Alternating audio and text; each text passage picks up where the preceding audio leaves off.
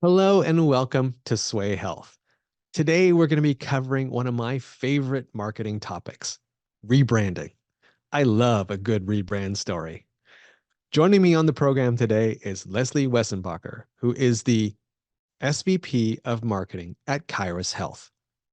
I'm going to be asking Lesley what precipitated the rebrand, what her rebrand journey was like, and some of the interesting challenges that they had to overcome as a team during that rebrand. Let's get to it. Lesley, welcome to the program. It's so nice to be here. Thank you. Thank you. Excited to get a chance to chat with you. I'm super excited that you're here. I know I say that to everybody, but I am truly, because this is one of my favorite topics. Rebranding, one of my favorite topics, because it doesn't happen very often in the careers of marketers. So it's always fun to talk with someone to get the behind the scenes around a rebrand. But before we get there, Lesley, for our audience, can you tell us a little bit about you and your role at Kyruus Health? Yeah, sure. And I'm excited to talk about Rebrand too. There's all sorts of goodness we can dive into. But yeah, so I'm fortunate enough to lead up the marketing function here at Kyruus Health. All healthcare IT, almost my entire career. I'm not going to tell you how many years that is because it's getting to be a bigger and bigger number than I feel comfortable admitting. But super excited to get to lead all the components of the marketing function here, right? So from branding to demand generation to product marketing, kind of the full stack. And let me tell you, all of the pieces of our marketing function were certainly involved in the rebranding effort as we became Kyruus Health here. Gosh, oh my, this is almost perfect timing. It was January 9th, and today we're talking here on February 8th, so almost a month ago. Kyruus, very well established name. I think a lot of people will know that that name is synonymous with patient access, patient engagement. So that part of the rebrand, we weren't renaming the company, but you're now Kyruus Health. Can you take us back maybe to the beginning? What was the motivation? What was the challenge that sort of precipitated the need to rebrand? Yeah, great question, right? I mean, you do not go into a rebranding project with brand equity lightly. But the fact of the matter is we actually, Kyruus was one piece of a three legs of a stool. So over the past couple of years, we actually acquired two other organizations, HealthSpark, which actually had pretty good name recognition in their space. They help with member access for health plans, so similar but slightly different market. And then Epion was another company that we acquired maybe about a year and a half ago. Again, serving and helping with scheduling and access solutions for medical groups. So one of the primary drivers, honestly, of the rebranding was bringing those through pieces together into one, right? We knew that if we really wanted to have a consistent message to our market, and as we are bringing those platforms together, it really made sense for us to think about, okay, then we shouldn't have three distinct brands. We should think about bringing those together. So in a way, we kind of took the health from HealthSpark and Epion Health and kind of added that to the Kyruus Health to create our new brand, Kyruus Health. But we were thoughtful about that, right? Because Kyruus, for example, had a lot of really good brand recognition and brand equity there. So we kind of took the best of the three pieces and brought that together. But that growth of our organization was a big driver. And then the fact that our platform and our portfolio is growing, right? Where we started 13 years ago as Kyruus has evolved dramatically. So part of the rebranding too was making sure that we were creating a big enough platform to really speak to what we do.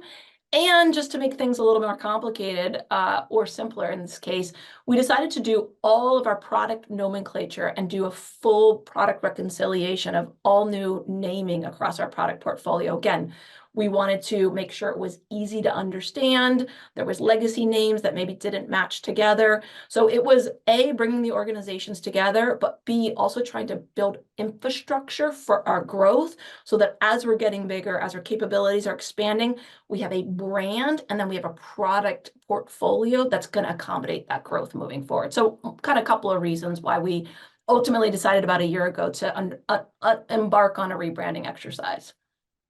So let's walk through that journey a little bit, because I mean, it sounds like a lot of work that went into it. So once the decision was made to refresh the brand, what were some of the things that you worked on to make it happen? Yeah, I mean, again, these projects are monsters, right? There's the strategic component of it, like really getting crisp on messaging and value prop and who do we serve and who do we want to be and value and mission and vision and does it all align? And then there's just core execution, right? And then there's, I call it the run like hell part of the project too, which is just doing all of it. But really, it all started like as it should, with really sitting down with our executive team, with key customers who were advisors to us, right?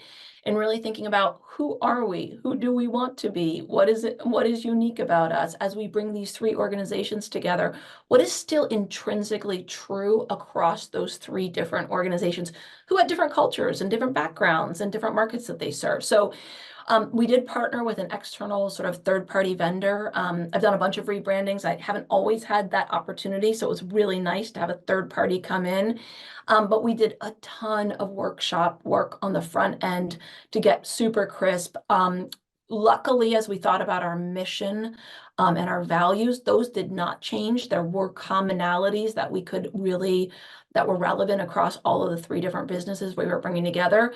But we did have to do a lot of work on value prop and really the category, right? I think that's an interesting thing that we don't necessarily always think about, right? It's you see the logo, or you see the name, or you see product, but how do we actually coalesce around a category of solutions too? So I would say a good solid couple of quarters, and that sounds like a lot, but as you think about a meeting here or a meeting there, quarters go by more quickly than we would like, right? So we probably did a couple quarters of just core work on messaging, positioning, value prop, category development, and again, being really rigorous about how does this align with what our customers appreciate and value about us and who we are and how we show up and what our values are. So that was a lot of work and a lot of cycles on that. But if you don't get that part right, like none of the other parts matter. So we did spend a nice chunk of time on getting that clear. And as you were going through that particular part of the process, what was the stickiest part? Meaning, what was the most challenging part of getting people aligned around a new brand or a new mission or a slight variation of maybe of the messaging? Yeah, I think you hit the nail on the head, alignment, right? I mean, we all are coming at the world. You're coming from your lens, I'm coming from my lens, just as we do within organizations, right? Executive team leaders are talking with the key customer leaders, our customer team. So everyone has a slightly different perspective. So that was I don't want to say the most challenging part. It's just a process you have to work through, which is getting everyone to say, here's how I'm viewing this from my customer's perspective or from my chair. What are commonalities that we can agree on and all coalesce around? And at the end of the day, look at a category or look at a brand or look at a value proposition and say, yes, that rings true from my lens, and I see that it rings true from additional lenses around the table as well too. But it's not hard. It's a process, right? So it sounds like that alignment, that the groundwork that you were able to do took a few months at the beginning. How long did the rest of the rebrand, I guess you call it the execution side and the run like Yeah. hell side. How long Yeah. did that take? Yeah, all told, our total project was about a year in duration. So I would say we probably really focused, again, probably 2 quarters on core foundational messaging.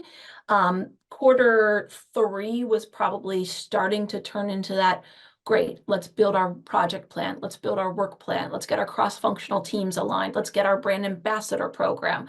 Let's get our internal communication. So really we had a core team that was responsible for all the work, and then we broke that out with lots of extended team members. Because something like this extends to legal, it extends to customer service. Every part of the organization is touched by this. So I would say Q3 was really a let's get ready and organized to do our work, and then half of that third quarter, and then the last quarter, really let's do the work we plan to do, in an excellent way and as quickly as we can. That's the run like hell part. But I would say it was probably about a year-long project, all things told. Now, in fairness, I think this is my 5th rebranding project in my career. Sometimes they're longer, sometimes they're shorter, but that's how long this one took. What do you hope that the public or the healthcare buyers essentially will now take away from this brand? Like what's the new Kyruus Health going to mean to them if you had your wish? Yeah. Oh, good. You mean I don't control the world? I would love that. I think it's really speaking to up leveling across the board. So the category that we have been leaning into as we think about category creation is care access platform.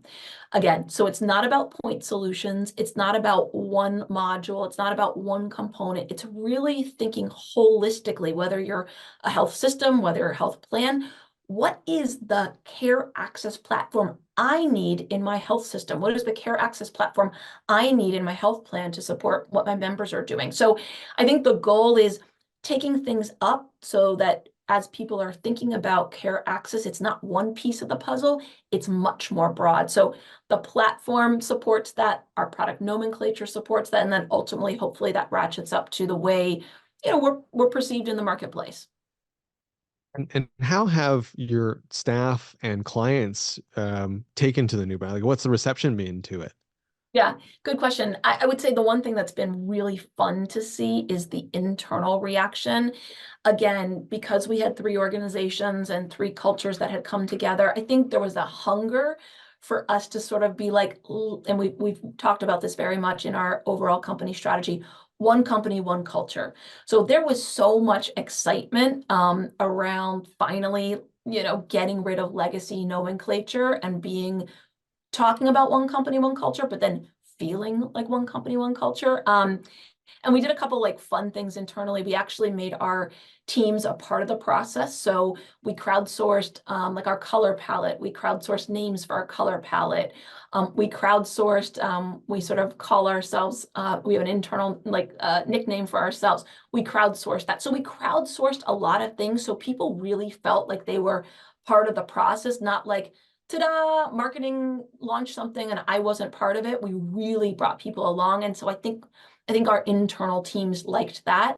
Externally, I would say it depends, right? So if you were a legacy Kyruus customer, you're like, cool, now you're Kyruus Health, right?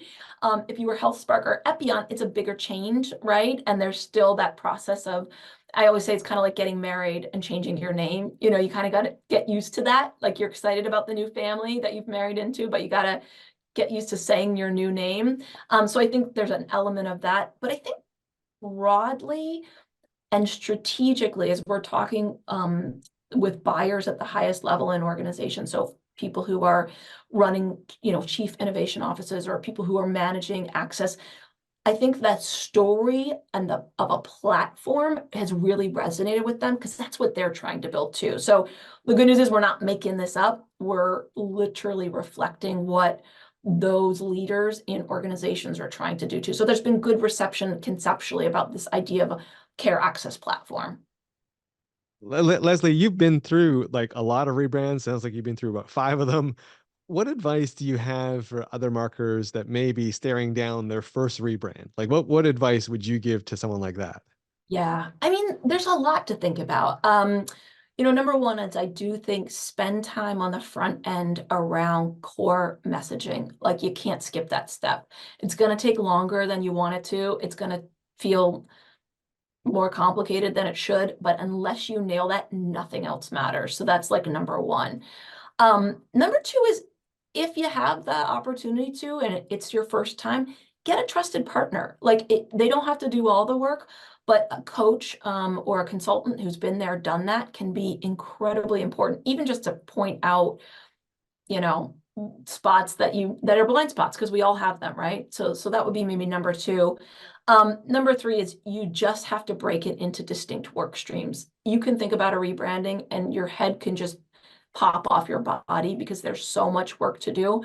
So really thinking cross-functionally and early, partnering with your legal team, partnering with your customer service team, partnering with these parts of the organization that you as marketing might not work with as much. It pays dividends. Get them in early and start assigning out work and helping them feel like they're a part of it would be sort of number three. I think number four is You know, you also don't let perfect be the enemy of good. Again, these can be projects where, yes, this is your brand, it is an asset. You want everything to be top notch, but there might have to be trade-offs you have to make. So an example could be things like collateral. This isn't specific to our project, but there could be a strategy where you decide we're going to do a lift and shift on collateral versus writing everything from scratch, right? So I think you have to be strategic. You can always do phase 2, phase 3, phase 4 of a rebranding. It never stops. But I think you can't probably do everything at 100%. So you got to figure out where the concessions are, along the way. And then I think I'm at 5, help keep me honest. But I think it's like, also remember, this is the fun part. It's a ton of work, and so sometimes it can become a slog. But these are the kinds of things that as you look back in your career, you can be really proud of. So don't forget that this is fun and cool. And I mentioned it to you before. It's the ice cream. It's like the best part of marketing in a way. It's not the meat and potatoes or the broccoli. It's like the really fun stuff. So don't forget about that, even when you got a late night and you're doing website QA, and something went wrong, right? This is actually the fun part. So don't let that part of it miss you. Well, Lesley, you've shared so much great information with us today. Where can people go to learn more about Kyruus Health? The new KyruusHealth.com. And when you go there, you'll notice the brand new color palette. All of the things are there. Yeah, exactly. So we've got cool videos and customer testimonials and just a whole bunch of assets. If folks are, working with customers or health systems or health plans that are struggling with access, which everyone is, they want to make it better for their patients and members, lots of good stuff there. So Lesley, truly appreciate your time today and all the great advice. Thank you for being on the program. my pleasure. Thanks for having me, Colin. I'm looking forward to seeing you in person soon. Hey, I want to thank Lesley for coming on the show today. She was fantastic. I love talking about Rebrand, but I particularly liked how Lesley put a focus on how much work really needs to go into that upfront part around getting everyone aligned, especially executives and key members of her team. That is my key takeaway from our conversation. And hey, if you enjoyed this interview as much as I did, please like and subscribe. Also, head on over to Swaay.Health. That's Sway with 2 A's, .health, where you can find more great content like this. I'm Colin Hung. Thanks for being here, and I'll catch you on the next episode.